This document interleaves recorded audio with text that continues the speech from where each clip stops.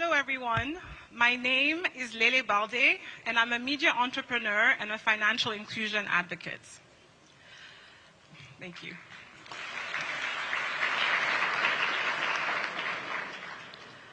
Africa is a big and diverse continent.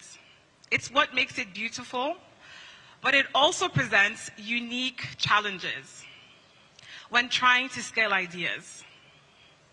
Innovators have to address different languages, cultural norms, laws, and geographic realities. But as our two panelists can attest, these are simply obstacles, not deal breakers. As we talk about the need for African-led innovations in the future, it's extremely important to know that we have many homegrown solutions already in the works and expanding their impact across borders. We are now joined by two incredible entrepreneurs who are scaling their work across Africa, and I could not be more excited to be moderating a discussion on how they are doing it. Over our discussion, we will focus on three things: what it takes to scale solutions in Africa, the role of local innovation, data, and technology in achieving scale, and lastly, the kinds of partnerships and investments that can accelerate growth. Now, I couldn't be more excited to introduce our panelists. The first is the founder of Mama Money.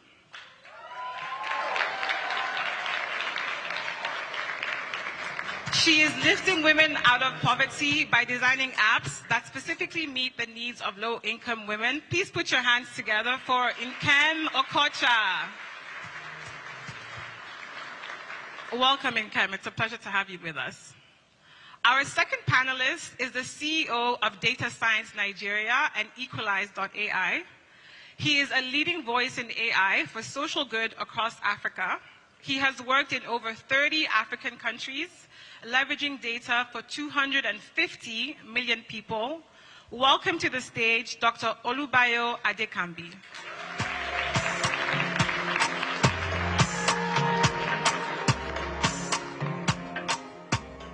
Thank you both for taking the time to share your experiences and expertise with us today. So are we ready? Amazing. So my first question is for Nkem. Nkem, what was the first moment you realized that traditional financial solutions were not working for low-income women, and how did you approach designing something different? Okay, when I started Mama Money, we started training women to gain skills that could help them generate income. So we taught them skills like baking, soap making, but after training these women, out of 10 women, 8 will come back to us and say, I do not have money to buy materials to start. So most of them kept coming back. So I sat down and I said, I needed to design something for the kind of women that we work with. So we came up with a simple, easy-to-use progressive web app. So with this app on low-end smartphones, the women could easily just request for microloans. For the women that do not have access to these devices, we had women leaders in their communities. So women started receiving funding. But we started getting calls from women across Nigeria. Mama Money, we also need your help. And we wanted to replicate this. So in 2022, we pivoted into agent banking. So what that did for us is that we have female agents like Mama Money representatives across different communities in Nigeria, conducting banking transactions for themselves, onboarding other women that have been excluded from formal financial services due to culture, religion, and these women would onboard them, conduct financial transactions for them, and also other people in their communities and earn through this. You need to see these women. These women are women that never had contact with formal financial systems. They don't know how to use simple banking apps, and we are able to teach them how to use this. Using a simple, easy to use progressive web app and point of sale terminals. And you need to see this. We don't say low income women, we say no income women. Most of these women, they are churning out billions of transactions as we speak. Thank you. Fantastic. Thank you so very much, Nkem. The work that you do is incredibly important. So Bayo, I'm coming over to you next. Why is it critical that Africa builds its own AI systems? And what's at risk when we rely on imported technologies and global data sets that do not reflect our context? Thank you. I think the dominant fact is that AI is about people, not about technology. And if AI will serve the people, it must understand the people. The richness of their language, their culture, their epistemology, their value system. Because it's those knowledge that AI will codify into sequence of instructions that people can interact with in solving everyday problems. Now, if you look at the whole construct of AI, it's all about patterns. AI must be fed with enough patterns to learn so that it can be used in many use cases. So, for example, if I want AI to help me predict possibility of a disease, I need to train it with enough types of plants so that it can learn that visual, and when next somebody comes with a different pattern, it will be able to give an answer. But if I train AI with data that is biased, that is discriminated, that is not representative, is not going to give me what I'm looking for. Now, if you look at all the most complex and sophisticated AI models that we have today, more than 90% of them fail on African languages and African context. Why? More than 95% of African languages are not currently digitized. So there is nothing for AI to learn from. So if AI cannot learn our content, whether in images, pictures, text, it cannot generate context-specific and nuanced answer for us to answer our everyday problem. For that reason, it is imperative to build AI that is localized, that is context-aware, and that is true to what makes us a people. And that aligns with a popular saying in Nigeria that we say, you cannot barb or shave a man's head in his absence. It must be there. And neither can you give a woman a very gorgeous hairstyle, even with the best of logistics system. She must be physically present, and she must be the center of attention as well. So we must be the center of attention if we want to build AI for Africa. Data must be collected by the people, the models must be built by the people, and the product must be nuanced by the people. Why? AI is a solution of the people, by the people, and to serve the peculiar realities of the people. Thank you. I absolutely love that analogy. Very funny. Thank you for that. So Nkem, I'm coming to you next. As we know, one of the barriers to financial inclusion for women is the lack of trust that they have for financial institutions. But you've been able to build trust with the women that you serve, especially in underserved and informal communities. How does that help your trust? How does the trust help scale your impact? Okay, so one of the things that has helped us at Mama Money is because women trust us. And we've done this through 3 ways. The first one is we train our women. So we go into communities that have been excluded. So communities that sometimes we go into communities, there are no roads, we have to go there by boat, or we have to trek in when we are going there. So communities that have been excluded, that nobody wants to go to, we are champions in going there. So if you follow us, you know that that's what we do. So we go into these communities, and these women coming into their community tells them that you care about them. So that's one. The second one for us is transparency. So when we tell women, so we are able to explain to our women that if we say it's 1%, it's 1%. If we say it's 2%, it's 2%. You need to explain in the language that they would understand. So that's one of the things that we do. The third is our robust customer service. So for us, customer service is very key. So for the kind of women that we work with, they are most times uneducated. So we have to speak Yoruba, we have to speak Hausa, we have to speak Pidgin. And you have to be patient, you have to be empathic. They will come, it's like evangelism. They'll ask you one question like 10 times, and you have to be ready to answer them. And another thing that we did was we did like short explainer videos in local languages that they can understand. So if they need to maybe do like a transfer and they don't understand, they can easily go back to that video, watch it, conduct that transaction. So these are the things. Doing this for these women tells them that we love them and we care for them. And what it has done for us is that because they trust us, they announce us and they go bring other women to us, and it has helped us to scale. Fantastic. So it's been a word of mouth type of situation. That's awesome. So Bayo, can you share an example of how your AI solutions have tangibly improved lives and what it taught you about building real impact? Thank you. I'll pick a product that has 2 lifespans. The product actually won Gates Foundation Global Challenge in 2023. Kudos to Gates Foundation. Then it was called DSN AI Innovation, now Equalize AI. And it was about building AI solution that can generate learning content in local languages. And this is to make science more appealing and interesting to young people in their local languages. Imagine photosynthesis, osmosis, metamorphic rock, explain with relatable images that young people see every day. Just imagine how it stirs their interest and curiosity to want to learn about STEM. So we developed this solution, we deploy it in school, and the excitement of the learner learning science in their local language is amazing because it's what they see every day. But the other part of the product, which is more, which is also interesting, was 2021 when we first built it. It was built as an SMS interactive learning platform, and it was done during COVID because the learners we were targeting and that used the platform were 8 million learners, no internet at home, no laptops, no smartphones, they only had feature phones. So we converted learning into short messaging system.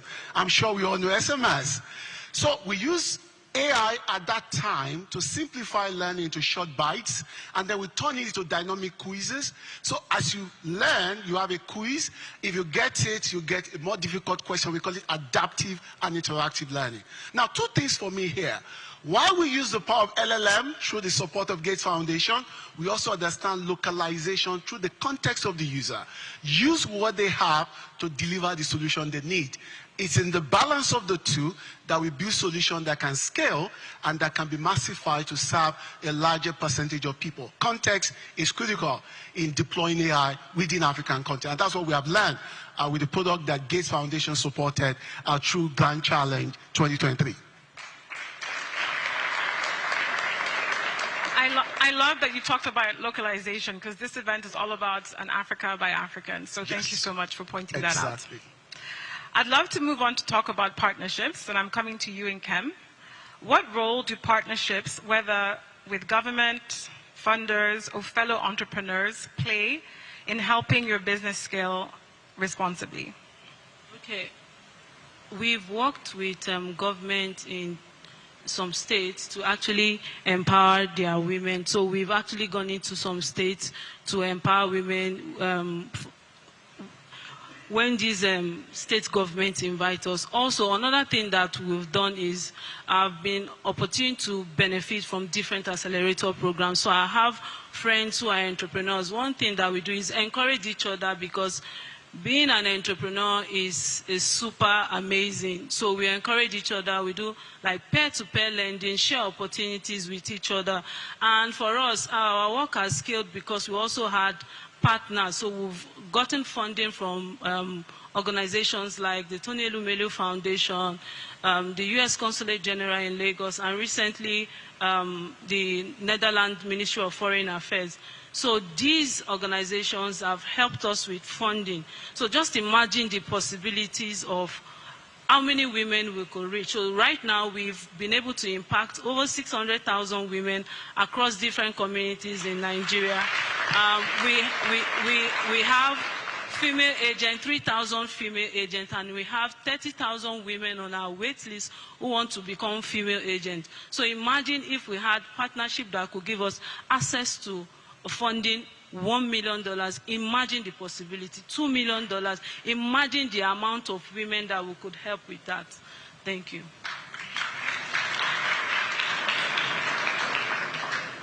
Thank you so much, Nkem. I think we can all imagine the possibilities.